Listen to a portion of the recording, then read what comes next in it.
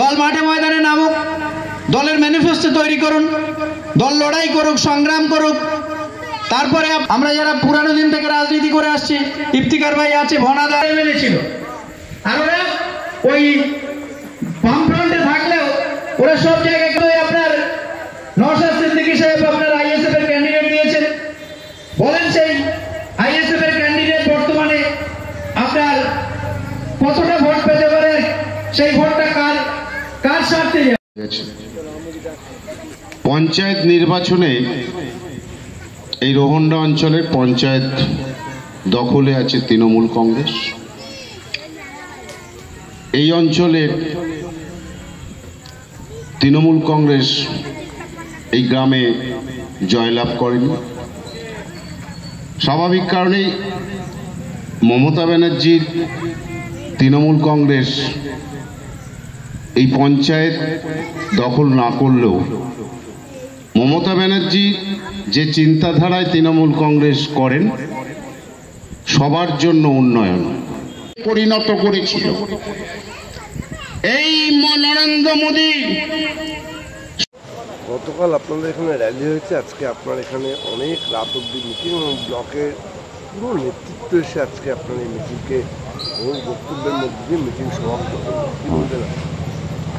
না, নেতাদের তো আজকের 3-4 জায়গায় প্রোগ্রাম ছিল, পরপর সেট আপ করে এসছে, তার জন্য একটু দেরি হয়ে গেছে আমাদের এখানে। আর কর্মী সমর্থ তো থাকবেই, এরা ইলেকশনের সময় এরা তো থাকবেই পাশে, সব সময়ের জন্য থাকবে।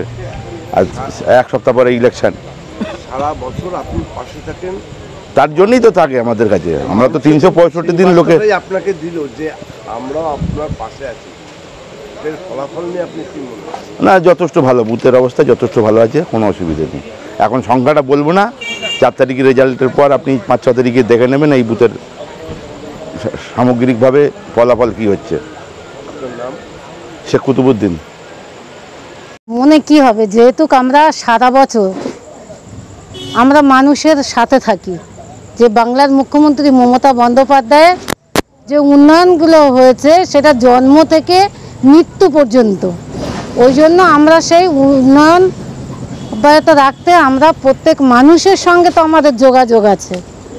আর আমাদের সেই উন্নয়নটা সামনে রেখে আমাদের ডক্টর কাকুলি ঘোষ দস্তিদারের এই লোকসভার ভোট কিন্তু আমাদের যে হারে আমারটা র্যালি করছি, প্রচণ্ড হারে মানুষ কিন্তু একদম মানে ভরে যাচ্ছে।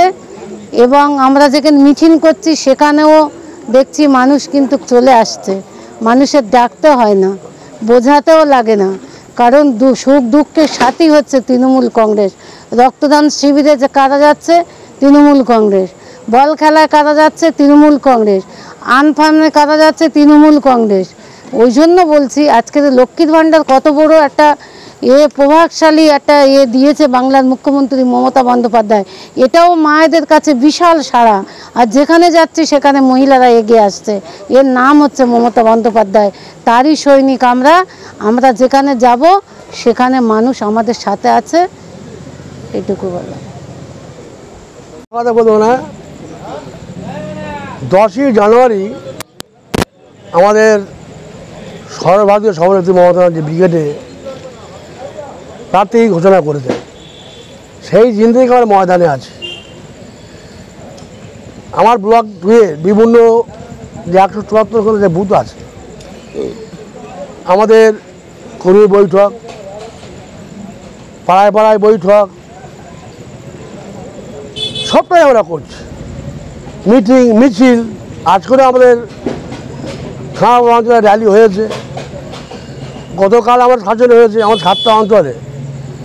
কারণ যেখানে যেখানে যাচ্ছে মানুষের ঢল আপনারা নিজেরাও দেখেছেন, ঢল বইছে আর মানুষ ধরে ফেলেছে।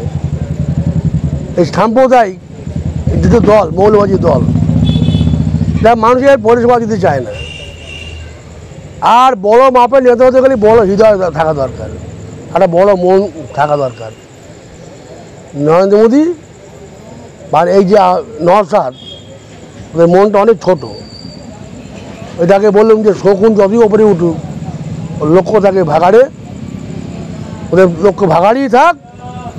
মমতাজির হৃদয় অনেক বড়, তাই আমরা সমস্ত মানুষের জন্য সবুজ সাথী, খাদ্য সাথী, স্বাস্থ্য সাথী, রেশন, সব মানুষ ভাগ পাক। কে মুচি সিপিএম, কে বিজেপি, কে আসে আমরা দেখিনি তো। এই তো সরকারের উচিত, কর্তব্য হওয়া উচিত। এরা মোদির মধ্যে নেই, মোদির সঙ্গে মনে হয় তোমার এই জায়গাটাই। তাই মানুষ উন্নয়নের প্রশ্নে, পরিষেবার প্রশ্নে মানুষ আশা করি তৃণমূল কংগ্রেসকেই নির্বাচিত করবে। আমরা বিভিন্ন সভা সমিতি আমরা গিয়েও তাই দেখতেও পাচ্ছি। আমরা নিশ্চিত 1 জুন মোদি যাবে, আর যা মৌলবাদী যারা আছে তাদের নৌকাটা ডুবি যাবে।